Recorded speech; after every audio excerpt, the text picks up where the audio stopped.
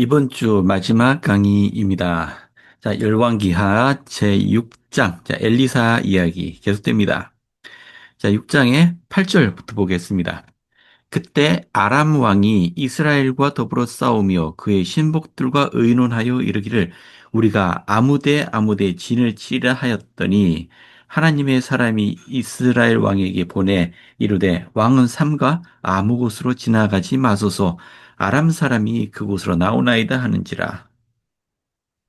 자, 여기서 아람과 이스라엘이 가끔 싸운 모양입니다. 이때 아람 왕은 아마 벤하닷일 되고요. 이스라엘의 왕은 여호람일 겁니다. 이 여호람은 아합과 이세벨의 아들이죠.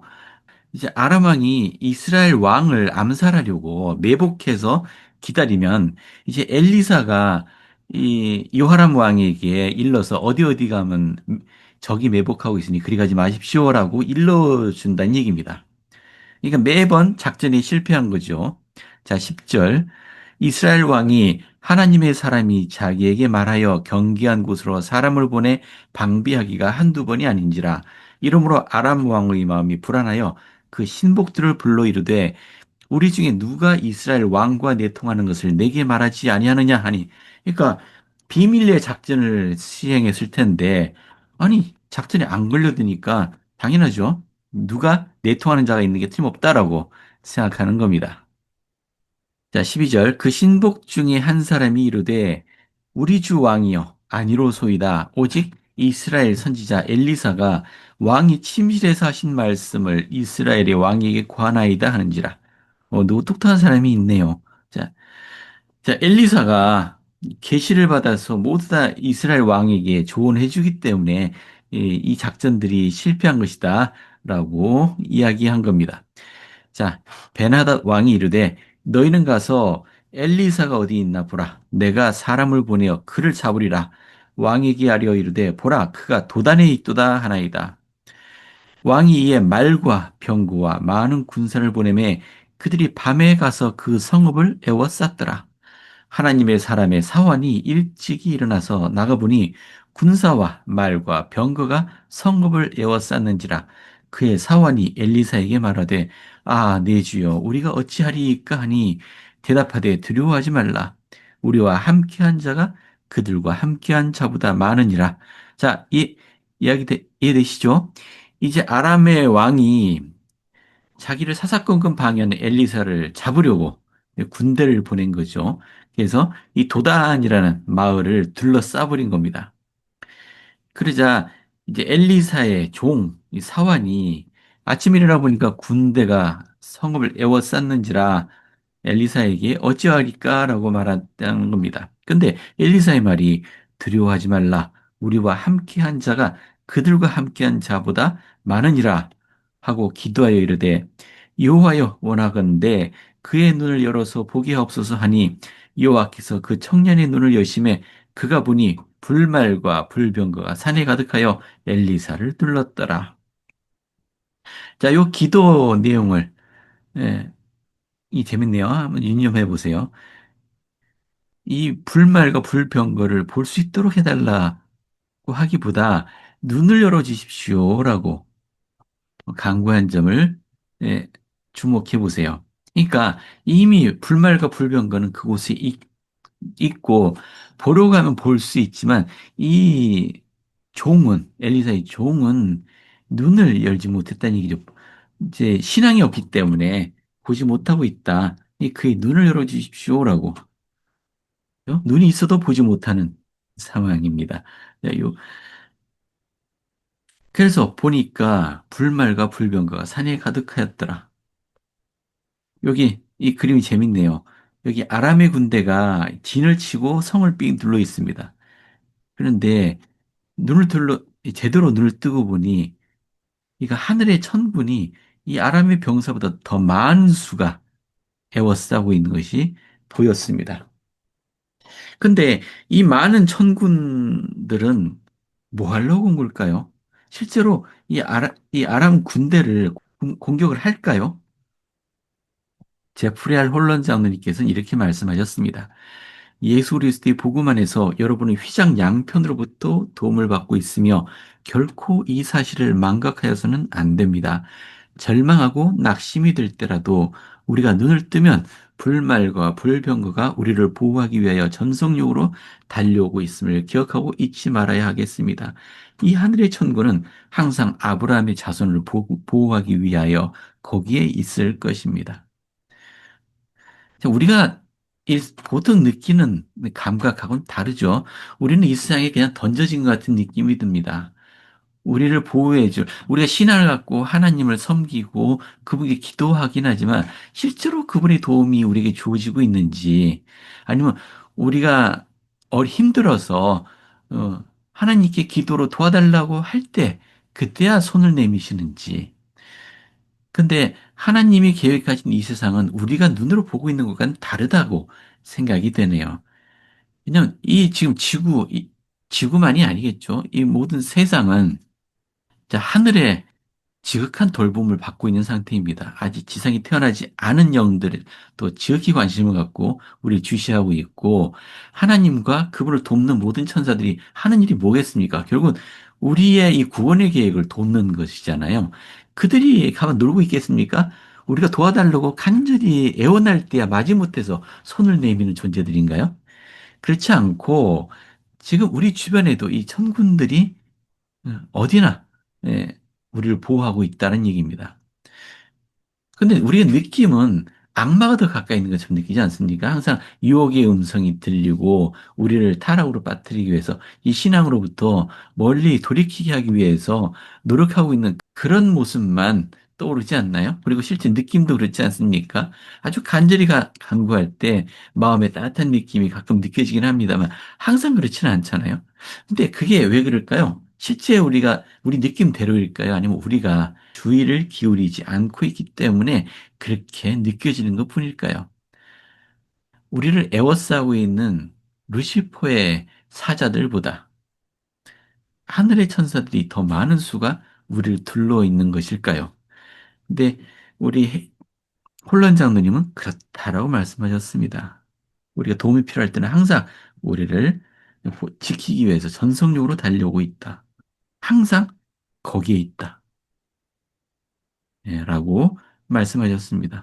우리가 눈을 들어서 이걸 볼 수 있으면 좋겠네요. 우리는 홀로 버려져 있지 않다라는 사실입니다.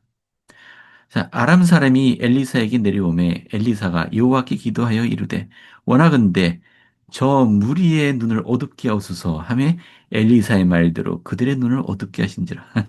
이것도 대비되지 않나요? 엘리사가 자기의 사환, 내 눈은 열어달라고 간구하고 엘리사를 공격하기 위해 다가오고 있는 아람 군대의 눈은 어둡게 해달라고 청했습니다. 그리고 그렇게 되었고 엘리사가 그들에게 이르되 이는 그 길이 아니요 이는 그 성읍도 아니니 나를 따라오라 내가 너희를 인도하여 너희가 찾는 사람에게로 나아가리라. 이 군대가 찾는 사람이 자신이잖아요. 근데 너희가 찾는 사람에게로 나아가리라. 글쎄요. 그래서 그들을 인도하여 사마리아에 이르니라. 사마리아에 들어갈 때 엘리사가 이르되 여호와여 이 무리의 눈을 열어서 보게 하옵소서 하니 여호와께서 그들의 눈을 여심해 그들이 보니 자기들이 사마리아 가운데 있는지라. 엉뚱한 데 와 있는 겁니다. 놀랬겠죠, 이 군대가. 이스라엘 왕이 그들을 보고 엘리사에게 이르되 그러니까 이 사마리아에 와 있다는 얘기는 이 아람 군대가 저 변경에 살고 있는 엘리사를 잡으려고 갔는데 눈이 어두워졌고 누가 인도하기를 가봤더니 지금 적진 한가운데에 온 겁니다. 사마리아가 이게 적진 한가운데잖아요. 이스라엘 왕이 있는 곳. 그래서 이스라엘 왕이 그것을 보고서 이렇게 말하는 겁니다. 자, 요하람 왕이 그들을 보고 엘리사에게 이르되 내 아버지여 내가 치리이까? 내가 치리이까? 치고 싶죠. 가서 공격해서 몰살시키고 싶죠. 대답하지 대답하되 치지 마소서 칼과 활로 사로잡은 자인들 어찌 치리이까 떡과 물을 그들 앞에 두어 먹고 마시게 하고 그들의 주인에게로 돌려보내소서 하는지라 왕이 위하여 음식을 많이 베풀고 그들이 먹고 마심에 놓아보내니 그들이 그들의 주인에게로 돌아가니라 이로부터 아람 군사의 군대가 다시는 이스라엘 땅에 들어오지 못하니라 한동안 평안했겠죠 덕분에 엘리사 덕분에 한동안 평안했습니다. 이후에, 이후니까 얼마나 지난지 모릅니다. 아람 왕 벤하닷이 그의 온 군대를 모아 올라와서 사마리아를 에워싸니 아람 사마리 사마리아를 에워싸므로 성중이 크게 굶주렸다. 아까 다시는 이스라엘 땅에 들어오지 못했다고 했잖아요. 근데 이번에는 온 군대를 모아 올라왔다고요? 이 말이 안 맞지 않나요? 우리 교재는 이렇게 설명하고 있습니다. 유대인 중에 요세푸스라고 하는 역사학자가 있었습니다.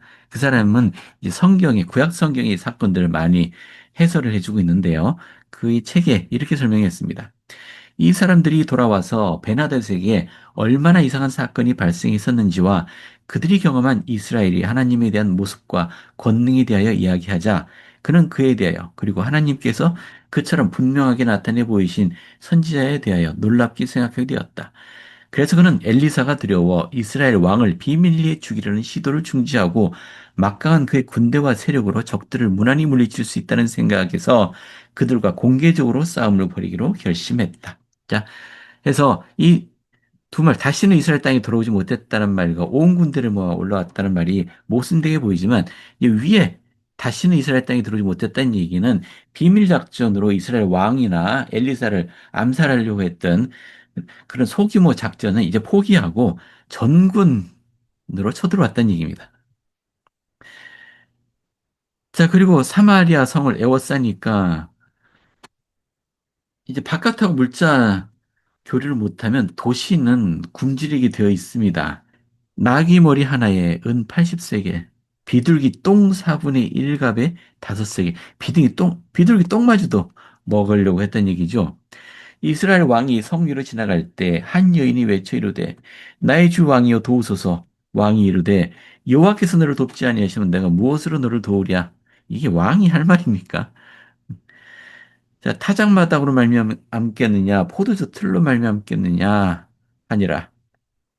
또 이르되 무슨 일이냐 하니 여인이 대답하되 이 여인이 내게 이르기를 내 아들을 내놓아라. 우리가 오늘 먹고 내일은 내 아들을 먹자 하매 우리가 드디어 내 아들을 삶아 먹었더니 이튿날에 내가 그 여인에게 이르되 내 아들을 내놓아라. 우리가 먹으리라 하나 그가 그 아들을 숨겼나이다 하는지라.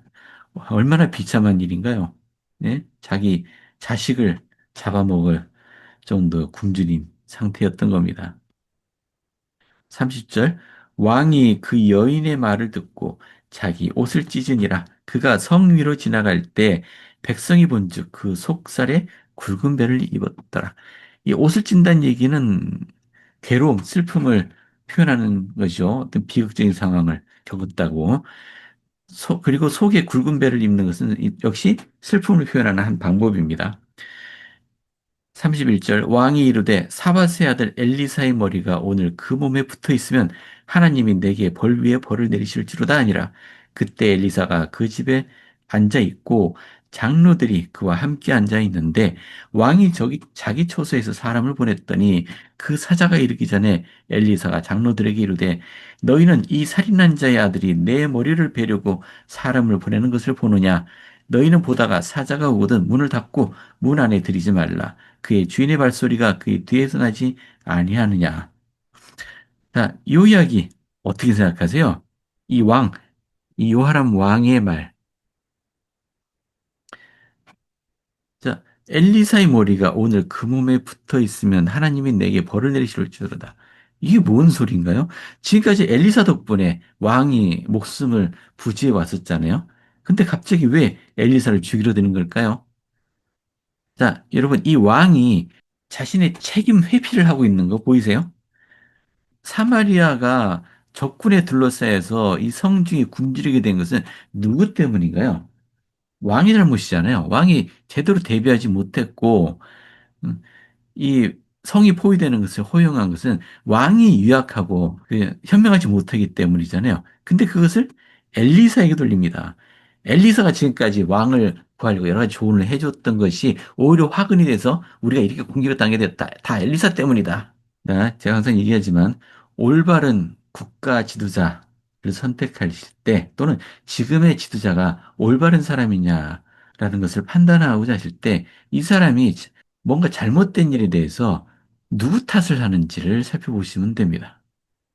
항상 전 정부 탓을 하는지, 모든 것은 저 사람들 탓이다. 이런 식으로 말을 하는 사람인지, 아니면 탓하기보다 해결책을 찾고자 머리를 감싸매는 사람인지, 그걸 보시면 좋겠습니다. 자기 책임 회피를 하려고 하는 이 왕의 모습, 게다가 엘리사가 왕이 보낸 사람을 보면서 이 살인한 자의 아들이 보낸 자다라고 했잖아요. 왜 왕을 살인한 자의 아들이라고 했을까요? 여러분, 이 왕, 요하람의 부모가 누군가요? 예, 여기 제가 적어놨습니다만, 북왕국의 아합과 이세벨이잖아요. 우리 엘리야 선지자 이야기할 때 이 아합과 이세벨이 무슨 짓을 벌였는지 우리 이야기 나눴었습니다. 그러니까 이스라엘, 북왕국 이스라엘 땅에 사는 여호와를 섬기는 모든 선지자들을 잡아 죽였습니다. 그 와중에 이 아합의 그 신하 중에 오바댜라고 하는 국내 장관이 그 선지자들 100명을 몰래 숨겨서 구해준 그 이야기도 있었습니다. 그래서 아합과 이세벨을 예, 사람을 죽인 자, 이 살인한 자라고 표현을 한 겁니다. 음, 그가 보낸 사자가 오거든 문을 닫고 들이지 말라. 자, 33절. 무리와 말을 할 때 그 사자가 그에게 이르니라. 왕이 이르되 이 재앙이 여호와께로부터 나왔으니 어찌 더 여호와를 기다리리요. 이것도 이 여호와께 순종하지 않았기 때문에 벌어진 일이라는 걸 알지요. 근데 여호와를 기다릴 수 없다고요? 못 찾자고요? 자기들이 해결할 수 있나요? 그냥 희생양을 하나 만들어서 처형함으로써 왕이 그 자기 책임으로부터 눈을 돌리려고 하는 거죠. 그런다고 현재 상황이 나아지나요? 엘리사가 이르되 여호와의 말씀을 들을지어다. 자, 7장입니다. 여호와께서 이르시되 내일 이맘때 사마리아 성문에서 고운 밀가루 한 스아를 한 세겔로 매매하고 보리 두 스아를 한 세겔로 매매하리라. 굉장히 저렴한 가격으로 매매하게 될 거란 얘기입니다. 그때 왕이 그의 손에 의지하는 자, 곧 한 장관이 하나님의 사람에게 대답하여 이르되 여호와께서 하늘에 창을 내신들 어찌 이런 일이 있으리요 하더라. 엘리야가 이르되 내가 내 눈으로 보리라. 그러나 그것을 먹지는 못하리라. 신앙을 보이지 않는 이 장관에 대해서 내가 실제로 일이 이루어지는 건 보겠지만 먹지는 못하리라라고 예언을 합니다. 자, 어떤 일이 있었느냐? 다음 날. 자, 성문 어귀에 나병 환자 네 사람이 있더니 그 친구에게 서로 말하되 우리가 어찌하여 여기 앉아서 죽기를 기다리라. 성내 음식이 없잖아요. 만일 우리가 성읍으로 가자고 말한다면 성읍에는 굶주림이 있으니 우리가 거기서 죽을 것이요. 만일 우리가 여기서 머무르면 역시 우리가 죽을 것이라. 그런즉 우리가 가서 아람 군대에게 항복하자. 그들이 우리를 살려두면 살 것이요. 우리를 죽이면 죽을 것이라. 저 뭐 손해볼 거 없다는 얘기죠. 아람 군대 가서 항복해 하는 일이 손해볼 것은 없고, 만 좋은 일이 생기면 살 수도 있겠다.